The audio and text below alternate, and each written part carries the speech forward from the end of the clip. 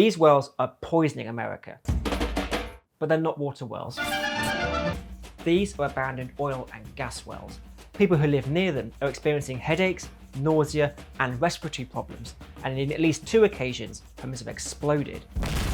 The EPA says there are between 2 and 3 million of these abandoned wells across the US. It's an epidemic, but it's worse than that because the public are being charged to fix it. Over the next few minutes, I'm going to show you where they are, why they've been left to rot, and who's making sure that you foot the bill. I've been investigating stories for over a decade, and this one is a mess.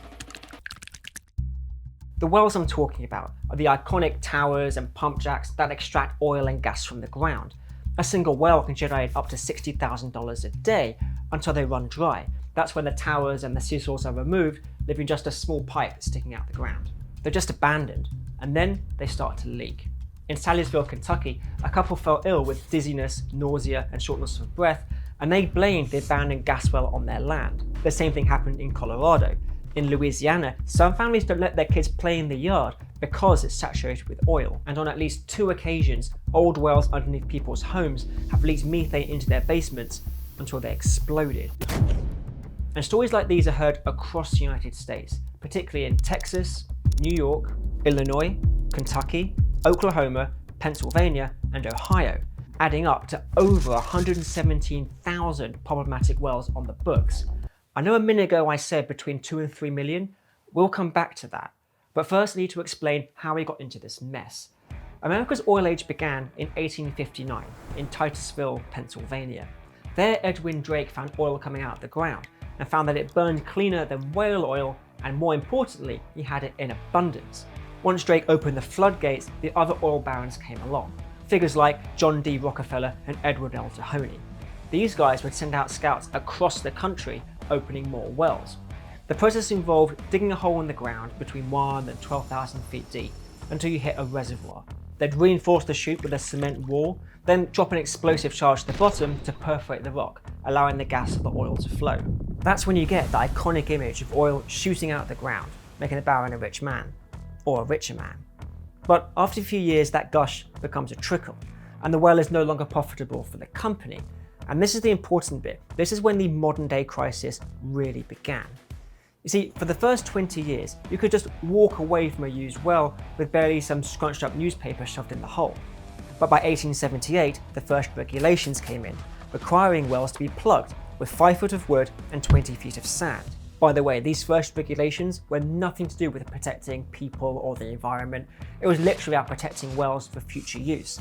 That's according to the National Petroleum Council. But either way, it didn't work. These wells kept leaking. So the regulations kept evolving until 1952, when the modern technique was accepted. The process involved pumping cement down the hole to seal off the flow, the placement of mechanical plugs just below the surface, and cutting off the well heads at ground level. Today, in all states, companies are legally required to plug their own wells. But that doesn't always happen, because sometimes these companies go bankrupt. Between 2015 and 2019 alone, 280 oil companies went bankrupt due to fluctuations in oil prices. So the company dissolves, but the wells stay there. And they're given a new official designation, orphaned, because like Oliver Twist, they have no one to look after them. Except someone is responsible for them. You are. You see, when a well is orphaned, they become the responsibility of the state, and plugging them is paid for by the taxpayer. Some companies have even been accused of abusing bankruptcy laws by deliberately moving their wells to shell companies that then go bust, specifically to offload the plugging costs.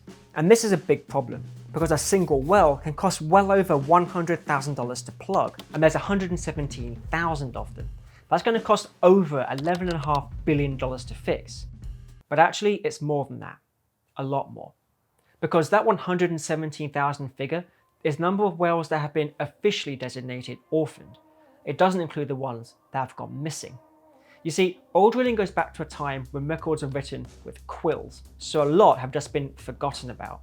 Add to that the thousands of wells that have been abandoned by their owners, just not officially designated orphaned yet. The EPA says there are around 2 to 3 million of these abandoned wells across the United States, which could cost $270 billion to plug. So what's being done about it? The problem wasn't really in the spotlight until 2014, when a Princeton research scientist named Mary Kang found that orphan wells in Pennsylvania accounted for 4 to 7% of greenhouse emissions in the state. In 2021, the federal government introduced a program with a $4 billion budget to plug abandoned wells. And so far, over 1,000 wells have been plugged with that money. But then the funds were put on pause in 2025 as part of sweeping executive orders made by the Trump administration. But it was only a pause. The administration has slowly re-loosened the purse strings, but with a few interesting changes. They removed requirements for states to do methane testing before and after a well is plugged. This would save time and money, but also remove one way of knowing if the plugging was successful. There was also a requirement to assess the impact on wildlife before a well is plugged. The administration squashed that too. The bottom line is that this problem is over a century old, but efforts to fix it have really only just begun. Governments move reliably slow. Take wastewater dumping, for example. The government allowed this problem to go on for years before they did anything about it. Click on this video to see how your protein shake is connected to raw sewage.